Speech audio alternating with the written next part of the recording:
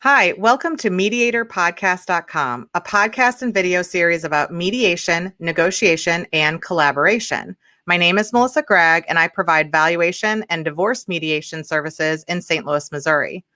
During this episode, we will discuss the divorce mediation process and the Better Apart method with Gabrielle Hartley.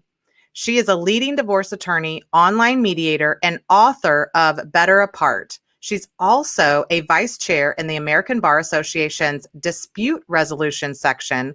And when she wrote Better Apart, Gwyneth Paltrow actually endorsed her book. As you bring up the Better Apart method and Better Apart, which is a book, which I really felt the book was, when I was looking at, there you go.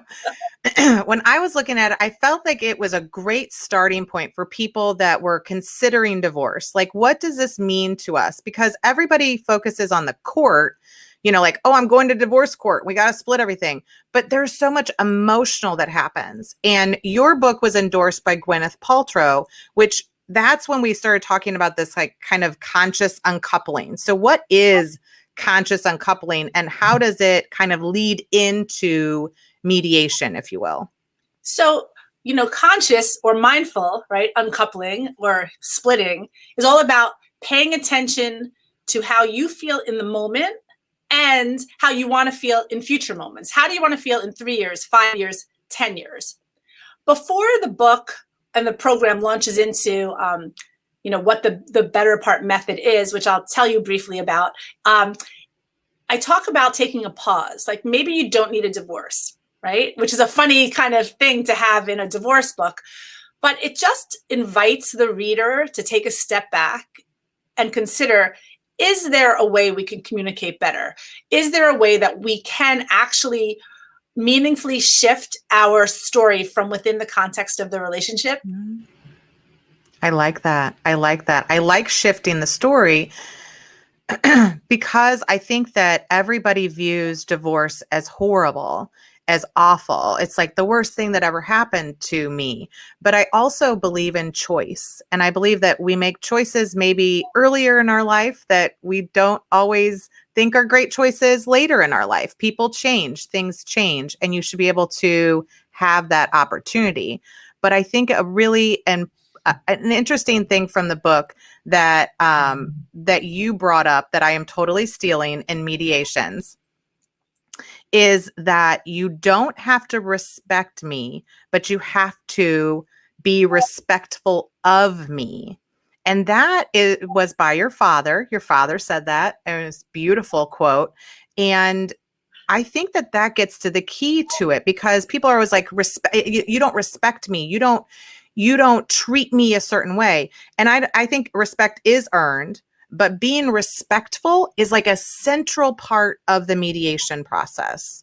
You know, like, talk more about it.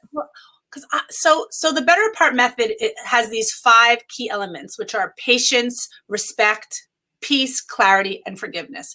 But they're all about you. They're all about how do you want to hold yourself through the process and beyond. So the respect piece is really about how are you going to have the most self-respect? Who are you? You know, there's a story that I love that a rabbi said to me at a time when my father was in the hospital a few years ago. This was apropos of nothing. He was chatting and he said, you know, there was a man who had a mother who had Alzheimer's, and he would go and visit his mother every day. And the people at the reception said, "Why do you visit? She doesn't even know who you are." And the man said, "But I know who I am." And that resonated so strongly for me. And I believe that that translates into you know, all of us, when we're faced with conflict that feels insurmountable, or people that feel unreasonable, or situations that feel unfathomable, all we can do is force ourselves, and it's hard, to take that step back, to find that self-respect. And that's where the patience come in, right? Like finding patience for yourself, finding patience for your spouse or your ex, finding patience for the business evaluator who didn't really understand the way the business runs and why you screw it all up. You know what I mean? It's too low, it's too high. Yeah, right, totally. exactly. And then as the business evaluator, thinking, looking, reflecting, not being attached, and then explaining rather than defending, right? So it's all a process.